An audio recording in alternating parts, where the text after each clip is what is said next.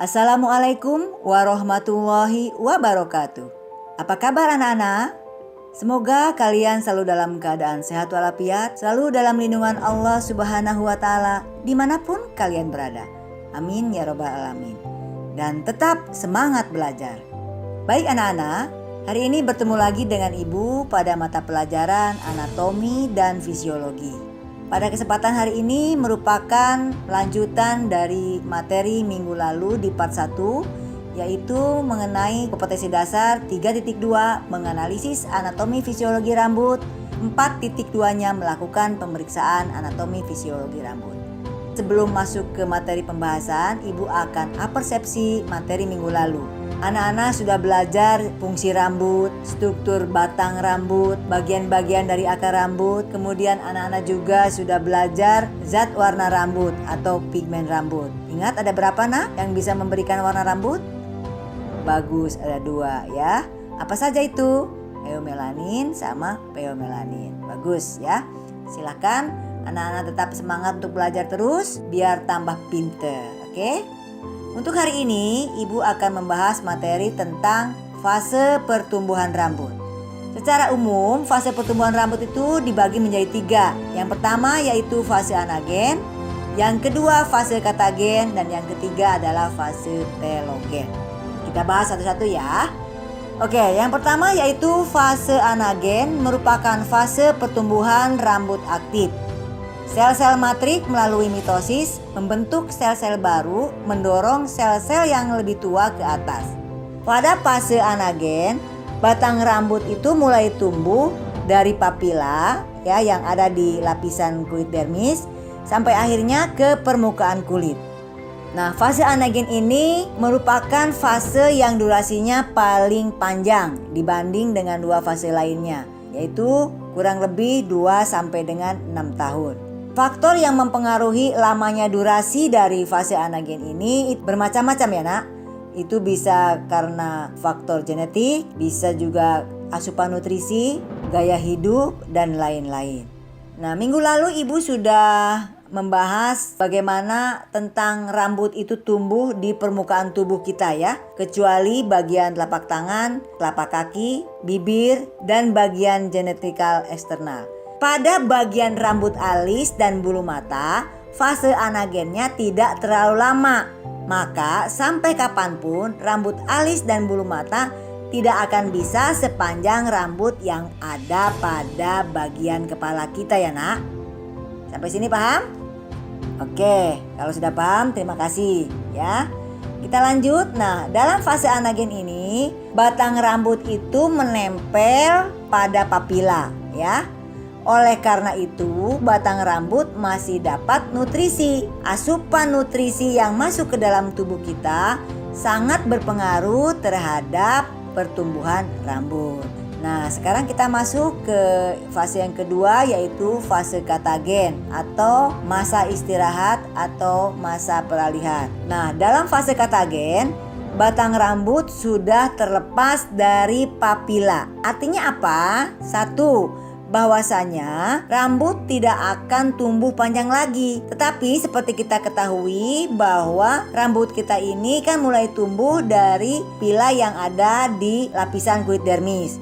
Lama kelamaan akan naik, akan terlihat seperti tumbuh panjang. Padahal secara teknis rambutnya sudah tidak tumbuh lagi ya. Yang kedua, kenapa tidak tumbuh lagi? Karena sudah lepas dari papila, maka rambutnya sudah mati. Dikarenakan batang rambut tersebut sudah tidak mendapatkan nutrisi, ya. Tapi batang rambut naik dari folikel rambut dengan tidak mendapatkan nutrisi. Lama kelamaan batang rambut tersebut akan menipis, menciut, mengkerut, dan lepas dari folikel rambut, akhirnya rontok. Dalam fase katagen merupakan fase yang paling cepat, yaitu berlangsung kurang lebih 7 sampai dengan 14 hari ya. Nah, sekarang kita lanjut ke fase ketiga, yaitu fase telogen ya. Fase telogen itu dikatakan sebagai masa rontok ya. Nah, pada fase telogen ini rambut kita sudah mati. Nah, dari folikel yang sama akan tumbuh rambut baru yang nantinya akan mendorong batang rambut sebelumnya yang sudah mati. Ketika sudah di permukaan kulit, batang rambut yang sudah mati akan rontok. Nah, fase telogen ini diperkirakan kurang lebih 2-5 bulan. Sampai sini jelas, Nak? Kalau belum jelas silakan bertanya di Google Classroom. Nah, sekarang tentang kelainan dan penyakit rambut. Untuk kelainan dan penyakit rambut dikelompokkan menjadi 4. Yang pertama yaitu kelainan batang rambut. Yang kedua kelainan kelebatan rambut. Yang ketiga kelainan warna rambut. Dan yang keempat kelainan kulit kepala. Oke, kita bahas lagi ya satu persatu. Kelainan batang rambut. Salah satu contohnya yaitu rambut bermanik atau disebut dengan istilahnya monilitrix. Nah, monilitrix ini kelainan pada batang rambut yang pada bagian tertentu secara interval teratur dia akan membentuk gelembung sehingga batang rambut nampak seperti kalung yang bermanik. Nah, bagian yang membesar tadi yang menggelembung tadi itu sangat rapuh dan mudah patah.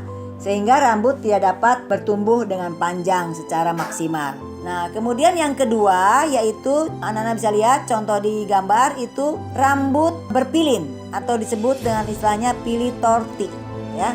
Pili-torti ini ada kelainan rambut yang berupa terjadinya pilinan sepanjang batang rambut sehingga rambut menyerupai seperti tali ya. Nah, pada bagian yang terpilin rambut menjadi rapuh dan mudah patah ya. Ini juga penyebabnya belum diketahui ya, yang pasti bisa terjadi karena faktor genetik. Yang ketiga yaitu kelainan batang rambut bercincin atau pili annulati. Batang rambut yang bercincin di sini dia memiliki kelainan warna yang berbeda ya. Jadi sepanjang batang rambut ini seakan-akan rambut bercincin karena warna yang berbeda tadi, ada yang gelap, ada yang pucat ya. Karena apa? Karena pigmen rambut tidak merata. Kelainan ini disebabkan biasanya oleh trauma kandung rambut sehingga gagal dalam membentuk pigmen secara normal. Atau juga bisa terjadi karena penyasakan yang sangat kuat. Oleh karena itu sebaiknya anak-anak hindari yang nantinya akan merusak daripada batang rambut. Oke, sampai sini jelas, Nak? Kita lanjut ke materi berikutnya yaitu kelainan kelebatan rambut. Nah, di layar terlihat ada contoh kelainan kelebatan rambut. Kelainan kelebatan rambut itu dibagi menjadi 2, ada hipotrikosis sama hipertrikosis. Kalau hipotrikosis itu pertumbuhan rambut yang kurang normal, sementara hipertrikosis adalah pertumbuhan rambut yang melebihi dari normal. Itu di gambar sudah terlihat contohnya, itu pertumbuhan rambut yang tidak normal. Paham ya? Oke, selanjutnya kelainan karena warna rambut. Nah, kelainan warna rambut ini dicontoh di gambar itu kanitis atau uban. Adalah perubahan warna rambut menjadi putih ya atau kelabu akibat kehilangan pigmen warna di kulit rambut dan digantikan dengan warna udara ya. Kemudian ada juga di situ albinisme ya, albinisme atau albino. Ya, ini kelainan yang diturunkan secara genetik ya. Ini bisa kehilangan pigmen sampai dengan ke bulu alis, bola mata karena kekurangan zat warna rambut ya atau warna kulit. Oke, sampai sini jelas ya, Nak? Bagus. Berikutnya yaitu kelainan kulit kepala. Nah, kelainan kulit kepala Ibu contohkan di sini ketombe. Ketombe nama lainnya sindak atau dandruff, yaitu kondisi kelainan rambut yang terjadinya akibat pengelupasan sel kulit kepala yang berlebihan. Ketombe sendiri bisa dibedakan menjadi 2, yaitu ada ketombe kering dan ketombe basah. Nama latinnya ketombe kering itu Pityris sisca. Kalau yang basah Pityris theododes. Untuk yang ketombe kering berupa sebagian sisik-sisik ketombe melekat erat dan sebagian terlepas. Ya, apabila digaruk dia akan berhambur terbang ya. Sementara untuk ketombe basah itu lapisan sisik berwarna putih kekuningan itu menempel kuat ya pada lapisan kulit, menyerap sebum kulit kepala. Bila dikelupas timbul merah disertai rasa gatal ya, ciri dari ketombe basah atau sindak basah. Yang kedua yaitu Ibu contohkan kutu kepala. Nah, kutu kepala itu nama latinnya Peduculosis capitis. Merupakan parasit yang muncul di kepala manusia yang berukuran sangat kecil sehingga secara sekilas sulit terlihat oleh mata. Nah, masa tetas telur kutu berkisar antara 8 hingga 9 hari. Masa hidup kutu dari sejak kecil, dewasa hingga mati bisa mencapai 40 hari. Ya, kutu rambut hidup dan mengisap darah manusia dari kulit kepala. Ya. Berikutnya yang ketiga, contoh kelainan kulit kepala yaitu kadas atau kurap atau nama latinnya Tinea falciparum, disebabkan oleh infeksi jamur tertentu.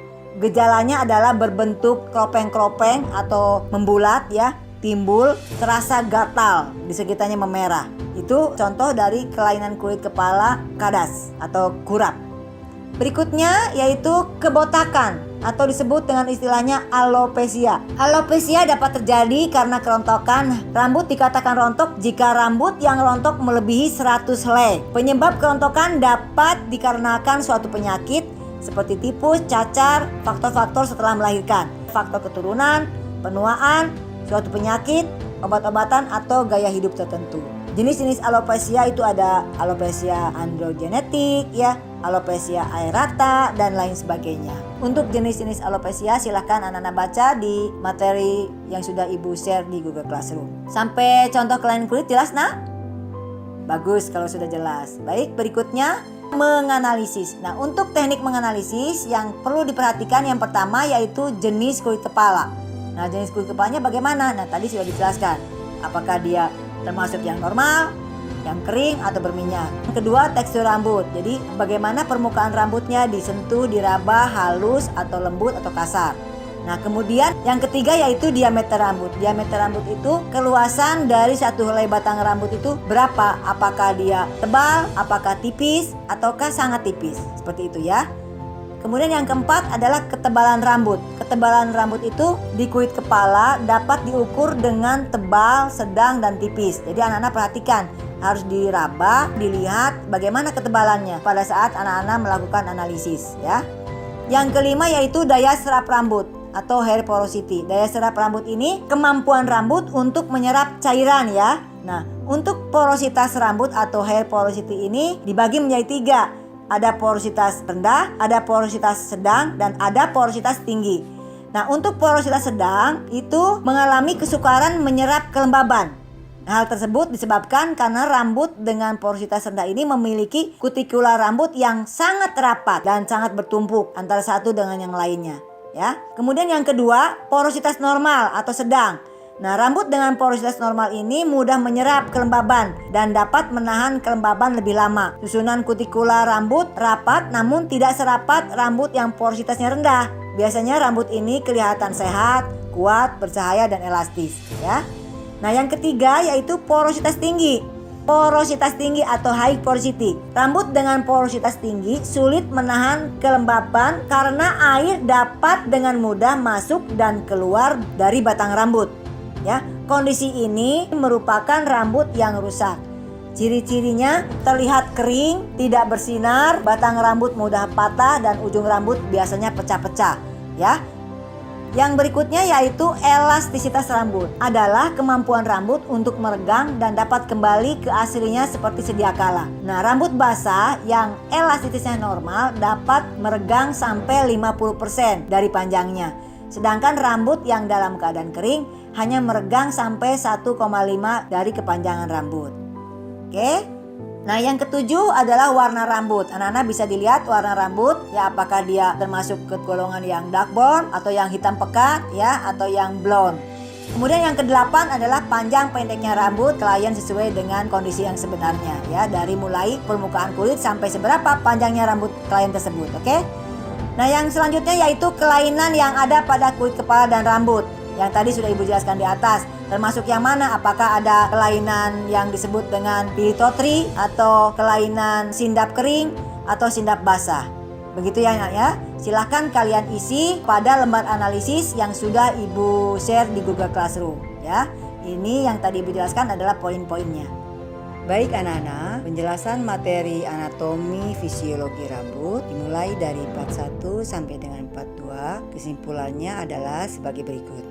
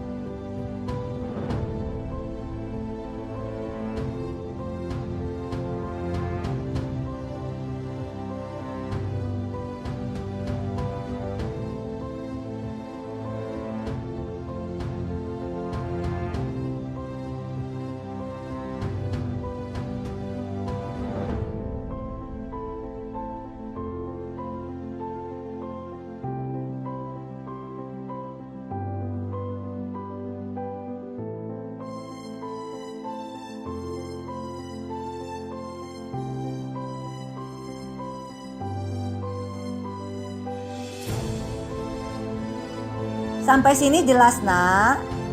Bagus kalau sudah jelas. Kalau belum jelas, silakan anak-anak bertanya melalui Google Classroom ya. Sekian dulu untuk materi hari ini. Ibu ucapkan terima kasih. Tetap jaga protokol kesehatan. Sekali lagi, yang benar datangnya dari Allah Subhanahu wa Ta'ala, yang salah dari ibu semata. Wassalamualaikum warahmatullahi wabarakatuh.